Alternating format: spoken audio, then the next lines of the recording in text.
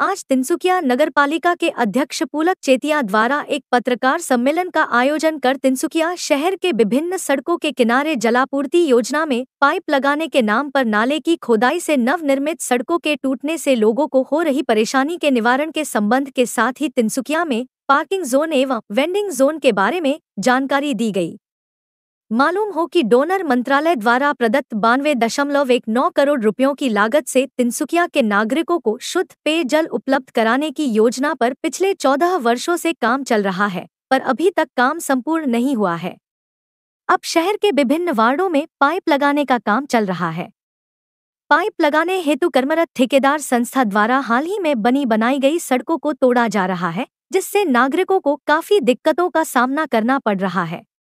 नागरिकों के विरोध के चलते आज तिनसुकिया नगर पालिका को पत्रकार सम्मेलन बुलाकर पालिका अध्यक्ष पुलक चेतिया द्वारा यह घोषणा करनी पड़ी कि पाइप बिछाने के चलते जिन सड़कों का नुकसान हुआ है उन सड़कों का पुनः निर्माण हेतु 15वें वित्तीय आयोग से प्राप्त 3.5 करोड़ की पूंजी से करवाया जाएगा।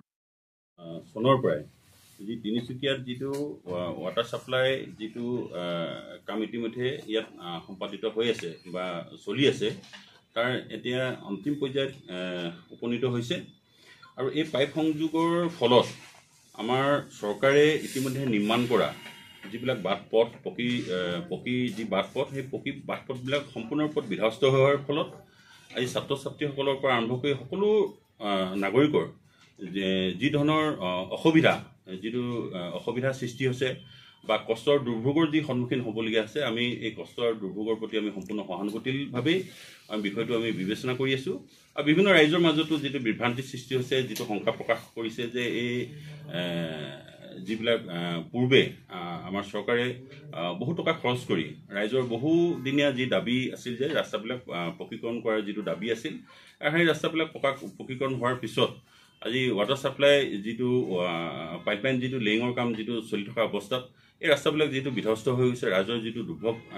ভুগিবলগীয়া আছে আৰু তেনে ক্ষেত্ৰত আমি তিনিচুকীয়া পৌৰসভাই আমি ৰাজ্যক সম্পূৰ্ণ আশ্বস্ত কৰিব বিচাৰিছো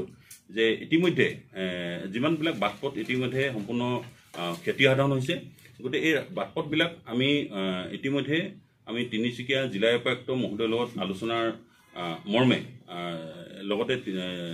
অসম চৰকাৰ পৌৰ প্ৰশাসন মহোদয় সঞ্চালক মহোদয়ৰ আলোচনা মৰ্মে লগতে তিনিচুকীয়া পৌৰসভাই আমি সাধাৰণ সভাত আমি ইতিমধ্যে এটা সিদ্ধান্ত মৰ্মে ইতিমধ্যে আমি 15 ফাইনেন্স পঞ্চদশ বিত্তীয় আঁচনিৰ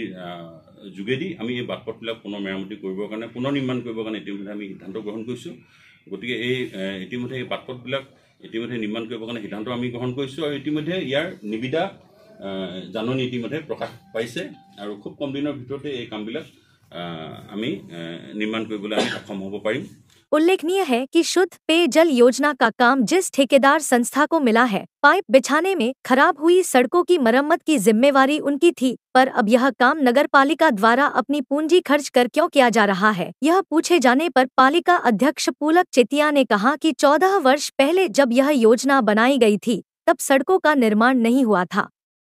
दूसरी ओर नागरिकों की परेशानी को देखते हुए नगर पालिका को इस कार्य हेतु आगे आना पड़ा है। उन्होंने जानकारी देते हुए कहा कि पार्किंग की समस्या को लेकर हाल ही में तिनसुकिया नगरपालिका, ट्रैफिक विभाग एवं पुलिस विभाग के साथ एक संयुक्त बैठक हुई, जिनमें कई जगहों को पार्किंग स्थल के रूप में चयन किया गया है।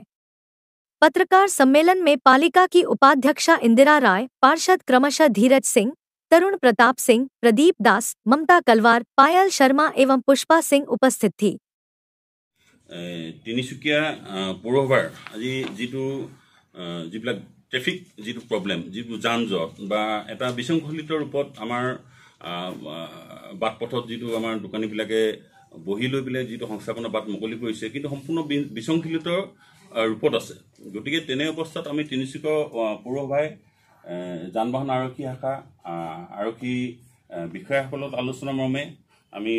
ক'ত ক'ত আমাৰ পাৰ্কিং প্লেচবিলাক হ'ব, ক'ত আমাৰ ভেন্ডিং জোনবিলাক হ'ব, কোনটো আমাৰ নো পাৰ্কিং এৰিয়া হ'ব